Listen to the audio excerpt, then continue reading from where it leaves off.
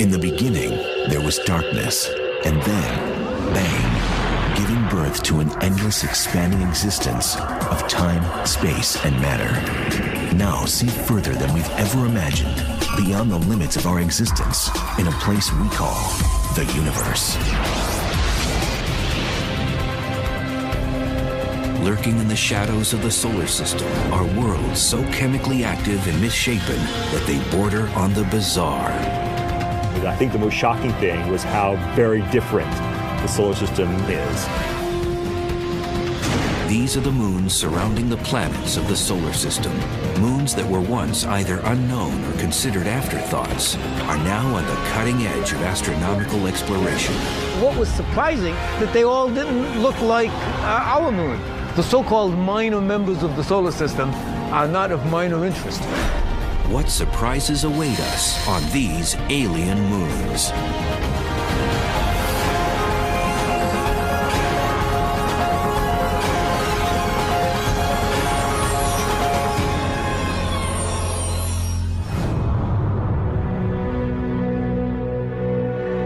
Our solar system has always been fertile ground for science fiction writers. But with exponential advances in telescopic technology and close encounters by unmanned probes, the curtain has now been lifted on a new ballet of moons. Most of which are going one way around, some of which are going the other way around, all at different rates, passing one another, the inner ones passing the outer ones. For nearly half a century, it was believed the solar system was home to only 32 moons. They ranged in size from Jupiter's moon, Ganymede, larger than the planet Mercury, to small asteroid-shaped ones like the Martian moons, Phobos and Deimos. That number has exploded. In 2007 alone, scientists announced the discovery of 20 new moons around Jupiter, 1 around Saturn, and 3 around Neptune. What happened is astronomical telescopes had available to them what are called CCD cameras. So these are digital cameras that almost everybody has nowadays. It's difficult to hold astronomers to an exact number of moons in the solar system. As cameras become more sensitive and telescopes more powerful, more moons reveal themselves. Moons are classified in 2 distinct ways. Those, like our moon, travel in nearly circular orbits above their planet's equators and are called regular moons. While our moon formed from an impact, all other regular moons coalesced from the gaseous stew surrounding their parent planets, a process known as accretion. The classic example of regular moons would be the Galilean moons of Jupiter: Io, Europa, Ganymede, and Callisto. The material that is going to form Jupiter too, but extended a little bit, that material accumulates into the moons. Moons that follow elongated orbits, highly tilted to their planet's equators, are called irregular moons. Most of these move in retrograde orbits, clockwise if their planet rotates counterclockwise. Phoebe, the newly discovered moon orbiting Saturn, is a perfect example. She began her celestial life as an independent traveler, orbiting the Sun before being captured by the more massive Saturn. Whether regular or irregular, moons must fall within the gravitational reach of their parent planet. The limit of these orbits is known as the heliosphere. This phenomenon is named after George William Hill, an American astronomer from the mid-1800s. So a heliosphere is this region around the planet that moves along with the planet, inside of which the gravity of the planet overwhelms the gravity of the Sun. The moons of Mars, Deimos and Phobos, operate very differently within the heliosphere. If the planet is rotating faster than the moon it orbits, like Deimos, the tidal forces between the two actually shove Deimos out further and further. Phobos, on the other hand, is rotating faster than Mars rotates. These small moons were discovered by American astronomer Asaph Hall in 1877. He named Phobos after the Greek god of fear and Deimos for the god of terror. Tom Duxbury was part of the Mariner 9 mission that first photographed the two potato-shaped moons in November of 1971. This was late at night in a cold, rainy, dark, dreary day, and I looked at this and I turned the picture sideways. It looked like a skull. And it was such an eerie thing.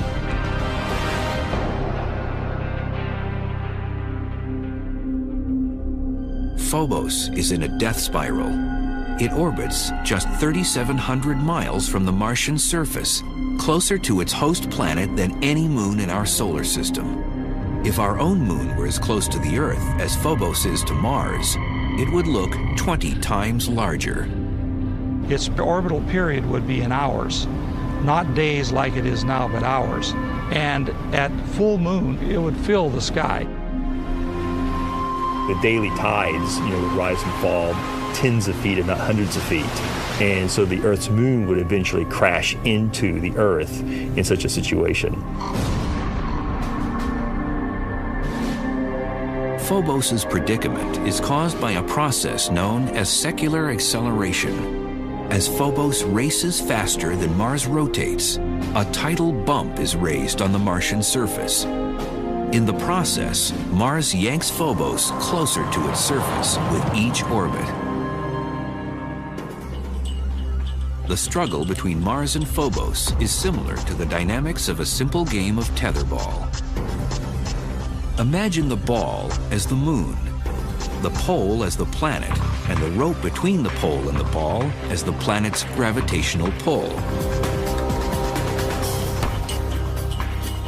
What we see is that the gravity would pull the moon in such a way that it speeds up. It goes faster and faster, and it works its way until it eventually hits the pole.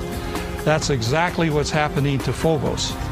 Phobos is going around Mars faster than Mars rotates. That tidal interaction is pulling Phobos in closer and closer and speeding it up in its orbit. In about 50 million years, we expect Phobos to be pulled in so closely it will impact Mars and disappear as a moon of Mars. On the other hand, Deimos, the further out moon, is going slower than Mars rotates. And so it's unwinding the string in the opposite way. And what we see is Deimos is going further and further away from Mars. And eventually Deimos will be pulled away from Mars by the gravity of the sun. So over time, Mars will become moonless.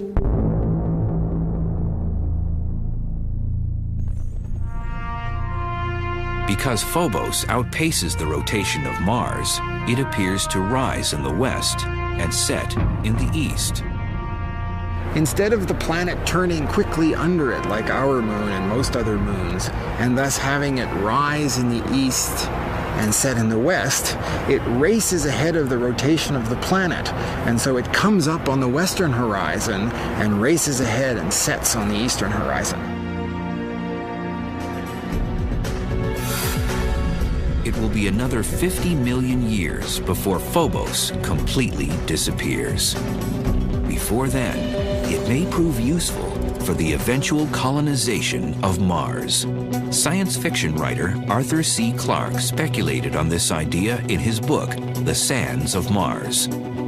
Although there is no real reason to colonize Phobos itself, its close proximity to Mars makes it a natural way station.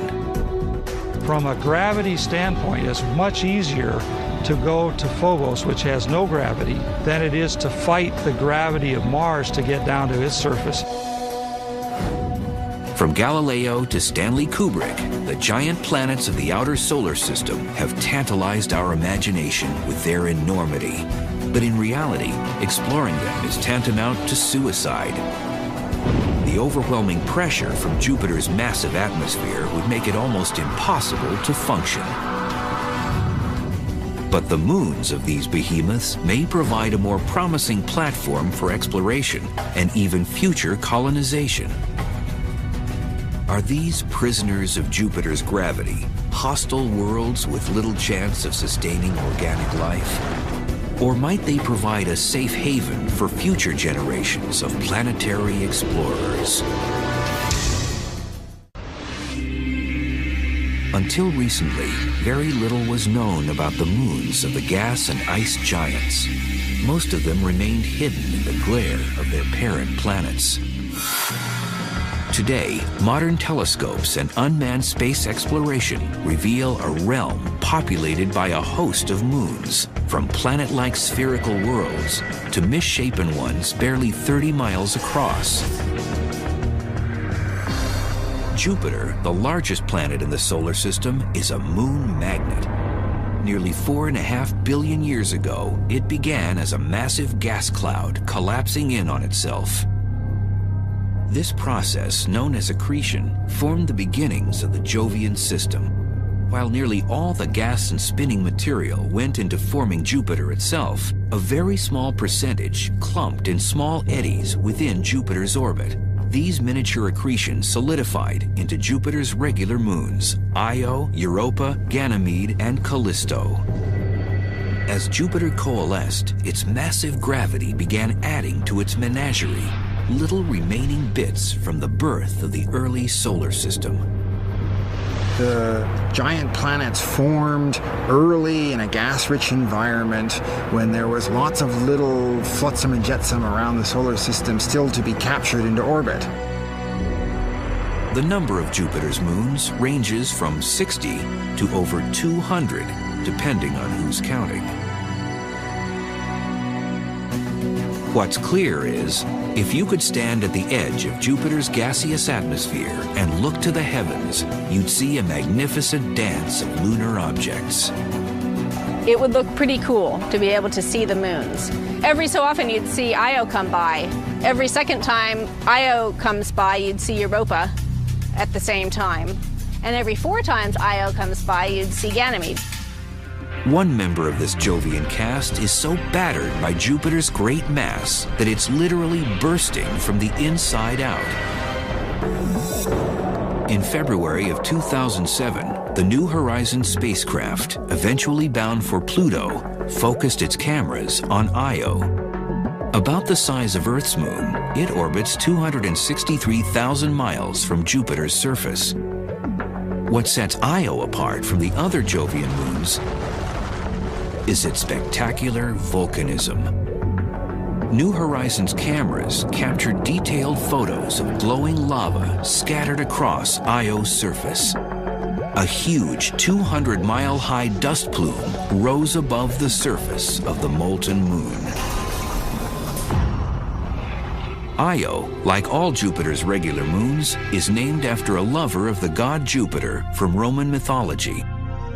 It was discovered by Galileo in 1610, first photographed by Pioneer 1 in 1974, and again by Voyager 1 in 1979. Its pulsating activity has puzzled and intrigued scientists for decades.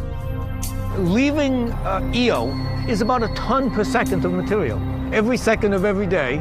It's a phenomenal machine. I would like to go to Io, even though it'd be very dangerous and hot and sulfurous. Io is too small to have maintained a molten core since its formation. Another mysterious process must be responsible for its heating. Io's entire interior may be molten because it's squeezed so much as it's orbiting around Jupiter. This process is known as tidal heating. The massive gravity of Jupiter is causing friction at the inner core of Io. Much like a sculptor needs a cold lump of clay, Jupiter is endlessly creating its own masterpiece. If a moon gets a little bit of tidal heating, it becomes malleable. It can be stretched out like clay. and deformed by the gravity of the parent planet. The surface of the moon is cold. It breaks, like pulling clay apart quickly. It'll break. But the interior, where it's warm, can literally flow and stretch and be kneaded by the gravity of the parent planet. Most regular moons have circular orbits. To produce tidal heating, a moon must be in a more oblong orbit, where the distance from the host planet changes radically during a single revolution. The only way to produce these eccentric orbits is if another moon's gravity disrupts it. When a moon is in an eccentric orbit, a non-round orbit, it gets closer and farther from its parent planet. When it does, it gets squeezed, it gets pulled apart when it's closer. Io is in orbital resonance with its companion moons Europa and Ganymede, while Jupiter and Io struggle to find a synchronistic relationship. Europa and Ganymede are yanking Io in opposite directions. Jupiter yanks back, and Io gets stretched and squeezed in the process. The tidal heating on Io, which is responsible for its prodigious volcanoes, has a secondary side effect. It creates the largest stationary visible object in the solar system, a massive gas cloud 500 times the size of Jupiter. In 1990, Professor Michael Mandillo and his team from Boston University discovered a large gas cloud spanning the huge distance from one side of Jupiter to the other. They were the first to photograph the entire nebula, discover its origins, and the mechanism that keeps it growing. Now, Io is small, so it doesn't have much of an atmosphere. But these volcanoes are continually providing material that could be an atmosphere. But you might ask, well, why doesn't it have a tremendous atmosphere if all the volcanoes have been going on for eons? Well, it's because the material escapes. The key gas is sodium. Even though it only makes up 5% of Io's ejected materials, it's easily detectable by telescopes on Earth. Sodium emits an orange glow. In fact, sodium is commonly used to illuminate streetlights in many cities across the world.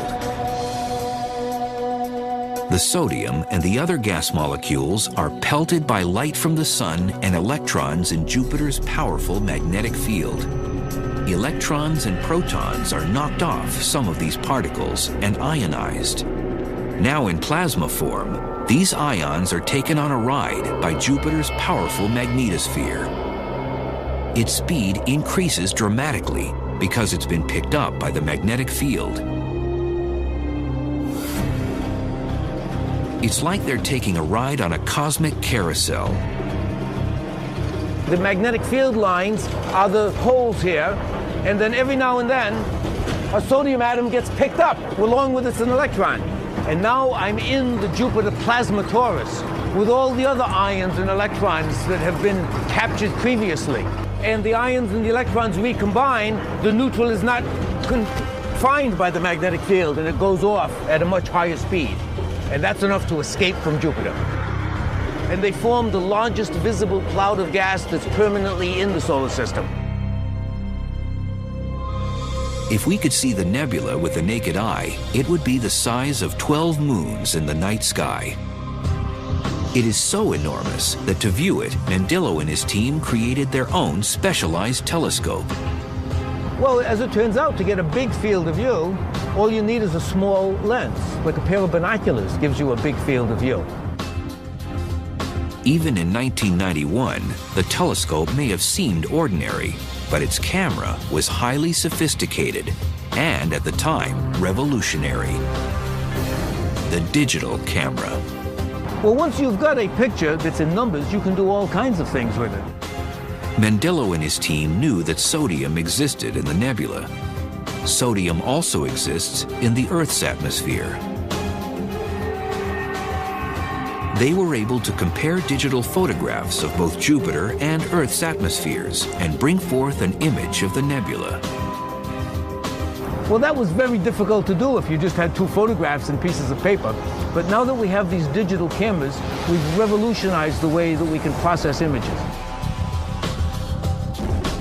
Though Io would be a fascinating scientific and aesthetic destination, its hostile environment probably precludes that. Even landing an unmanned probe would be difficult among Io's convulsing fissures.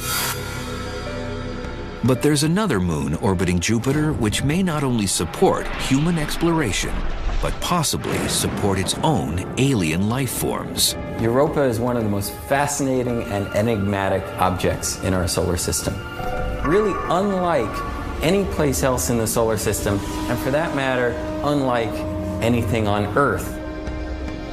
The surface features are such that there are cracks in the surface, there's mottled terrain, there's chaotic terrain, and it looks like icebergs in some areas. We know Europa is an alien moon. Could it be home to alien life forms as well? Europa orbits 400,000 miles from Jupiter's surface, about double the distance of Io. And like its convulsive cousin, it too is molded by gravitational tides. Jupiter has the greatest effect. Its mass, like a persistent lover, pulls the reluctant moon toward its surface. Europa resists with its own gravity, and they form a kind of symbiosis, hundreds of thousands of miles above the gas giant. But it's not just Jupiter tugging at Europa. Little Io and larger cousin Ganymede pull at Europa from different directions. It's the same orbital resonance that has such a dramatic effect on Io. However, the results are far different on Europa.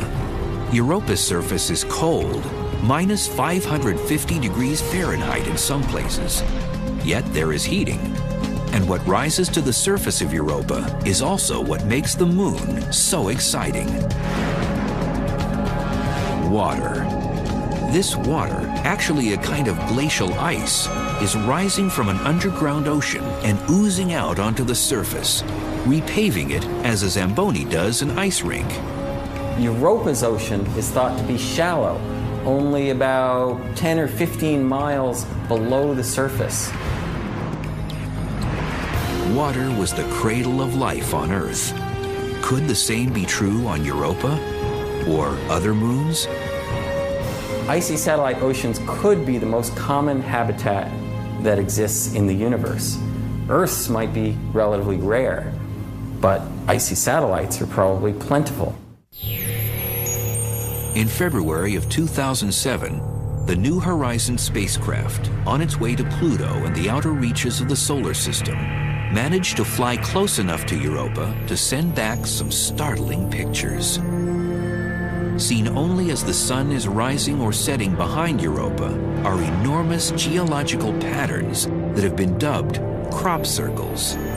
They are very large. If you were to, try to drive across one of the circles, you would very, gently go in and travel down to a location that's a few hundred feet lower than the surface you came up from, and then rise back up.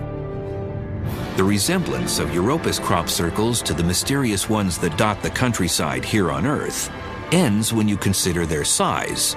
Each one is 2,000 to 3,000 miles in diameter. They're too shallow and uniform to be impact craters. Asteroids and comets come in different sizes and shapes. Europa's crop circles are remarkably similar geologically. Although nothing has been proven, it seems the great mass of Jupiter may once again be the culprit. The speculation is that the icy covering surrounding Europa is not tethered to the core of the moon.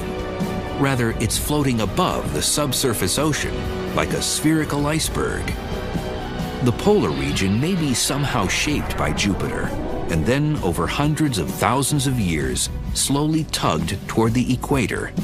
This forms a line of small circle depressions dropping from the polar region toward the equator. If Europa's ice crust has similar structure to icebergs on Earth, most of it would be under the ocean's surface. This has huge implications for future exploration. It means there has to be something like 8 or 9 times that amount of ice underneath them to allow that kind of large-scale topography to exist. The iceberg theory lays to rest the belief that Europa's subsurface ocean can be easily tapped through a thin crust. Radar mapping and ultraviolet data will prove to be even more important before a Europa lander can make its way down to the surface. Future explorers will have to search out hotspots and places where this mysterious ocean has welled up through the surface, and from there try to find a way to dip into it. Those explorers may choose instead to set up a base of operations on Ganymede, Jupiter's largest moon. As Phobos might serve Martian exploration as a way station, Ganymede might do the same for the Jovian system. Larger than the planet Mercury, its gravity is closer to that of Earth's than any of Jupiter's moons. And though it's in orbital resonance with both Io and Europa, it's far enough away from Jupiter to be less affected by the gas giant's relentless tides. And at Ganymede, you could say, park in some nice big crater and build your domed, protected region, protected from the charged particles in the Jovian system, and make a pretty safe place to study not just Ganymede itself and its magnetic field and its interior and its geology, but the Jupiter system as a whole. Ganymede is the only moon in the solar system with its own magnetic field. To have this distinction, Ganymede must have sufficient mass and a hot inner core. Its mass is obvious, but where the heat is coming from is a bit of a mystery. Ganymede is affected by both Io and Europa's tidal forces, but measurements on its orbit indicate that it's round enough to avoid the squashing and stretching that its smaller cousins endure from Jupiter. So the thought is maybe something happened in Ganymede's past to change its orbit slightly, and maybe its eccentricity got kind of haywire for a little while and generated a lot of heat within Ganymede, caused the core to be hot. We don't really know. What we do know is that New Horizons' recent flyby of the Jovian system gave us a tantalizing glimpse at the wonders that await us on Jupiter's alien moons. Scientists look forward to the day a lander touches down on one of these moons and starts to uncover the secrets of these mysterious worlds. Another icy moon orbits the gas giant Saturn. It's too small to hold onto its own atmosphere, but that doesn't stop it from sapping the atmosphere of its parent planet. Enceladus, even though quite small, is named after a tribe of giants in Greek mythology. Like Io and Europa, Enceladus has an eccentric orbit around its parent planet, Saturn. The tidal forces of Saturn squeeze and knead this tiny moon and create heat at its core. But unlike Io, it doesn't regurgitate molten material that coalesces into a massive gas cloud. Water doesn't well up to the surface as it does on icy Europa. Nope, Enceladus actually spits plumes of icy water into the atmosphere of Saturn. So we don't call it a volcano, it's more like a geyser. The water vapor is then in orbit around the little tiny moon, or because it's near Saturn, Saturn's gravity can pull it into the planet. Interested by their work on the torus of Io, Michael Mandillo and his team at Boston University began to consider Enceladus's effect on Saturn's atmosphere.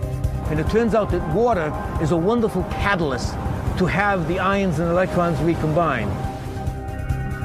Before Cassini, scientists relied on computer models to determine atmospheric conditions surrounding Saturn. They indicated that Saturn should have a very robust ionosphere. Surprisingly, Cassini's data indicated that Saturn's ionosphere was only 10% of what computer models had predicted. It seems that the icy water ejected from Enceladus is neutralizing the charged particles in Saturn's ionosphere. Commit. Liftoff. Scientists had learned, quite by accident, the effect water can have on Earth's atmosphere. In 1973, when NASA launched its Skylab workshop, it launched its last gigantic Saturn V rocket, the moon rocket. And it had never had a launch that allowed the space vehicle to keep its engine burning as high as the ionosphere. Well, this gigantic engine dumped a ton per second of water vapor, which comes out of a giant rocket motor, into the ionosphere. And the ionosphere nearly vanished on that day. It blew a gaping hole in Earth's ionosphere, the top layer of the atmosphere. A hole that took the sun's ionizing radiation 24 hours to repair. However, on Saturn, where Enceladus continuously dumps 6 tons of water per minute into its atmosphere, the long-term effects have been significant. There's no worry that Enceladus will strip away its parent planet's ionosphere completely, but this tiny moon, only 300 miles in diameter, has gotten the attention of the scientific community and Saturn itself. While we prepare probes to Phobos and Europa and study data from Enceladus and Io, an entirely new set of moons has literally just come into the picture. Before the 1990s, most astronomers agreed that there were only 34 moons in the solar system. Most of those were regular moons like our own, spherical bodies that orbit their host planet in the same direction it rotates. But a handful of these satellites were what's known as irregular moons. These freakish moons follow elongated orbits. Their orbits are often tilted, and they rotate in the opposite direction of their host planets. They look like flying potatoes or splinters or misshapen lumps. They've been hard to find before now because they're very small and they're also usually very dark. The advent of digital photography and the use of light-sensitive optics changed the lunar terrain within a decade. Dr. Brett Gladman from the University of British Columbia discovered his first irregular moon in 1997 at the Palomar Observatory. Since then, Dr. Gladman has brought to light 17 previously hidden objects in the solar system. So you detect objects in the outer solar system by observing them move relative to the background stars and galaxies, which are stationary. So if you take a picture of the sky and you wait an hour, and you take another picture of the sky, none of the stars in the galaxies will have moved, but distant objects in the outer solar system will displace by a visible amount between the two pictures. And so by comparing the two pictures, you can see, as we have here, a moving target.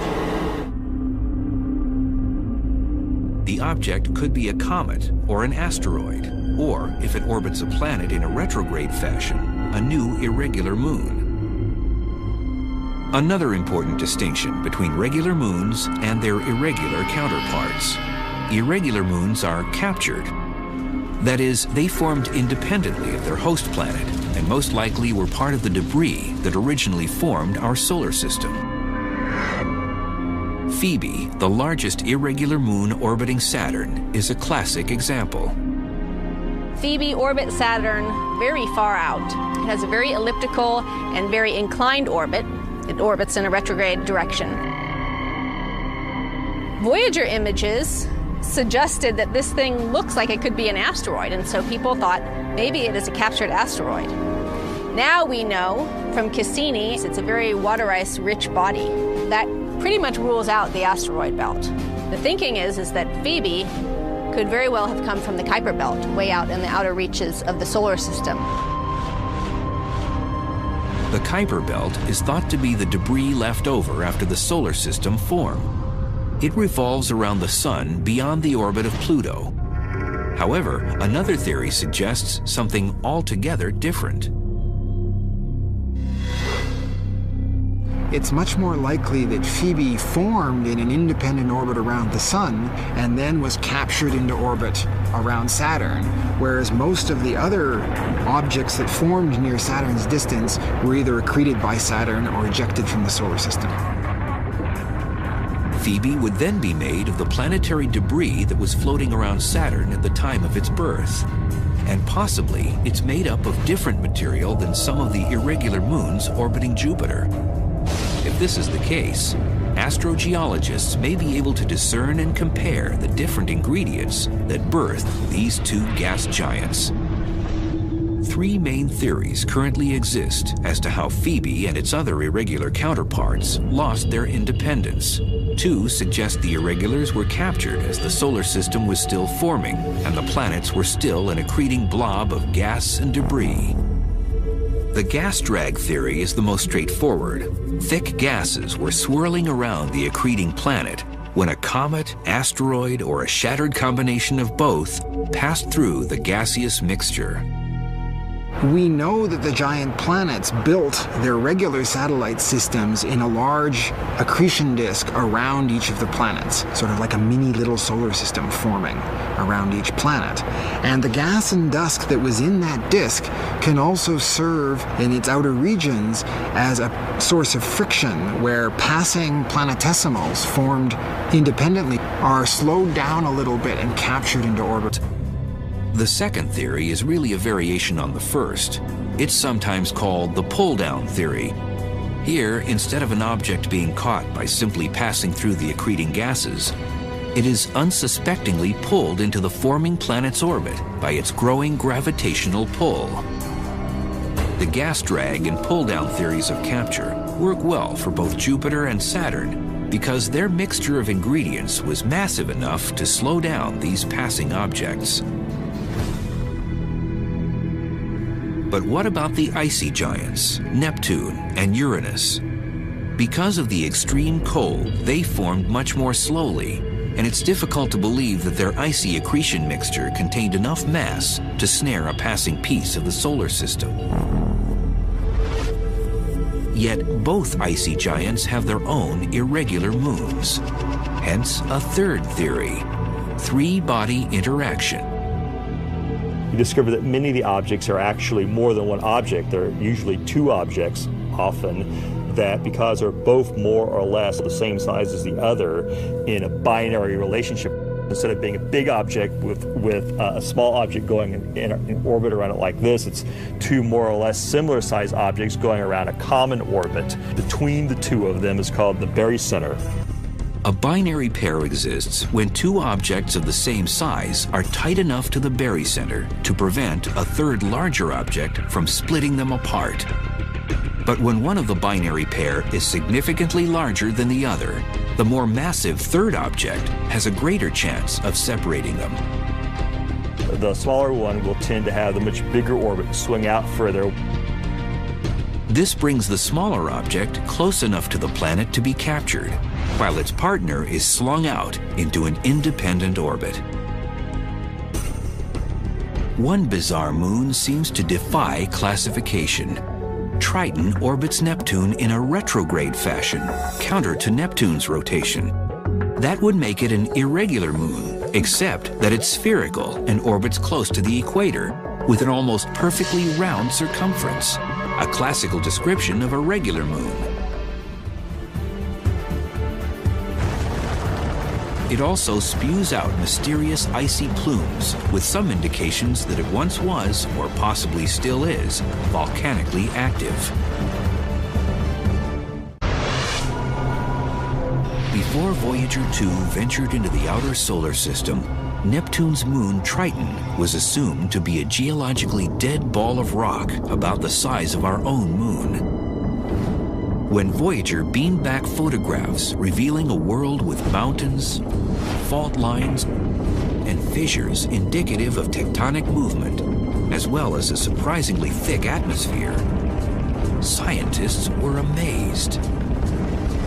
Geologic forces, usually associated with much warmer and larger planets, might be occurring on a frozen moon slightly smaller than our own. Voyager detected no active volcanoes in 1989. However, like Saturn's moon Enceladus, geysers periodically erupted from the planet's surface. What's really stunning about Triton is not just that it has some unique geological processes occurring, but the fact that they're happening even though Triton is an irregular moon. Most large moons in the solar system are regular satellites, with the very important exception of Triton, Neptune's largest moon, which orbits the wrong way. So Triton is thought to have been a captured object. A captured moon that acts like a regular one. how did an object the size of Triton slow down enough not to either pass through Neptune's atmosphere or collide directly into the icy planet?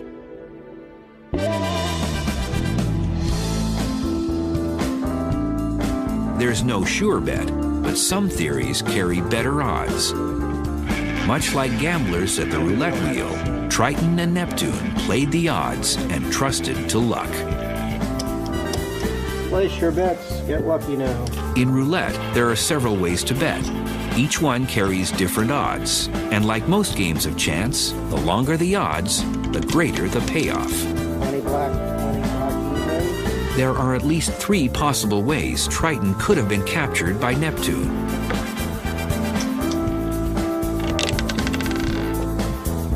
All 3 hypotheses are physically possible, but the first one, the idea of gas drag, is the least likely simply because the period of time in which Neptune had a disk of gas and dust which could have captured a proto-Triton object was a very short period of time, and so the window of opportunity was very small. So that's like betting on the green zero on the roulette table. More likely is the possibility that the proto-Triton sometime in solar system history crashed into a set of regular middle-sized icy satellites, and it was the collision which gave us Triton. And that's like betting on the first third of the numbers on the roulette table, so you have like a 1 in 3 chance of that taking place. Your best bet is to bet on the even numbers. There you have a 1 in 2 chance of things happening, and the best bet for the capture of Triton right now is this binary capture hypothesis, because there we know there are probably thousands of objects that have existed in the Kuiper belt that would have the right size and be partnered with another even larger object, and Neptune could capture one of them. No one knows for sure which number paid in the early days of the solar system when Neptune captured Triton. However, once Triton began orbiting Neptune in an irregular fashion, it started obliterating anything that got in its way. Neptune doesn't have a very regular system of satellites. It's thought that the capture of Triton disrupted what would have otherwise been a nice regular system like the other large planets have. It's as if Triton was angry at losing its freedom and took it out on Neptune's other hapless moons. But where did this headstrong moon come from? Data from Voyager 2 indicates that Triton's density nearly matches Pluto's. This suggests a kinship that no other regular moon can claim. It's suspected that Pluto and Triton are both objects that originated in the Kuiper belt. The outer solar system consisted of these large objects going every which way, essentially. Some of them formed giant planets themselves, and some of them were tossed out further, where they sit today in the Kuiper belt. Collisions, accretions, and even captures have diminished what was once a major thoroughfare of planetary building materials. Early in solar system history, the Kuiper belt had far more larger objects that may have once had a cumulative mass of 50 Earths, whereas the current Kuiper belt mass is much less than 1 Earth. What's left of the Kuiper belt is as old as the solar system itself. The material that makes up the binary objects, shards of collisions, and even some alien moons hasn't changed in over 4 billion years. It's amazing how really different all the moons of the outer solar system are. When I first got interested in astronomy as a kid in the 1960s, we hadn't seen any of these moons. They were little dots in your telescope, and so we had no idea how radically different they could be. I think the most shocking thing was how much variety there is in the solar system. I think that blew me and everybody else away who lived through that period. As we travel back home from the frigid outskirts of our solar system, awed by the vastness of the universe and the majesty of the planets, it's worth it to pause and take notice of the small worlds in the shadows. Those alien moons that were once considered afterthoughts hold mysteries just waiting for human curiosity to solve.